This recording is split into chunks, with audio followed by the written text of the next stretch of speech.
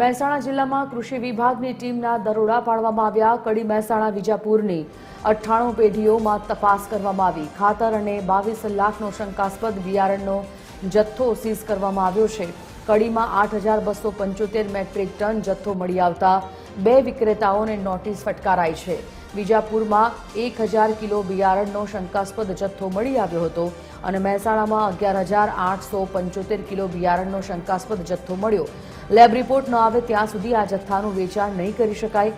ખેડૂતો બોગસ ખાતર બિયારણથી બચી શકે તે માટે આ સર્ચ હાથ ધરવામાં આવ્યું।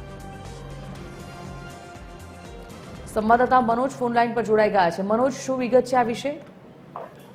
જે સંજયની વાત કરીએ તો જે મહેસાણા નિયામક ખાતરનું છે બિયારણનું અને જે કડીની અંદરથી જે ખાતર પકડવામાં આવ્યું તેમજ મહેસાણાની અંદર તેમજ વિજાપુરની અંદર જે શંકાસ્પદ બિયારણનો જથ્થો પકડાયો હતો તેમજ કડીની અંદર 8275 મેટ્રિક ટન જથ્થો 2 મહિના પહેલા વિક્રેતા દ્વારા પકડાયો હતો।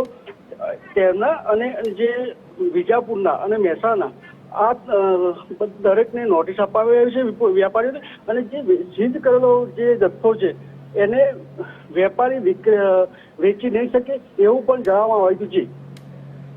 જાણકારી માટે ધન્યવાદ।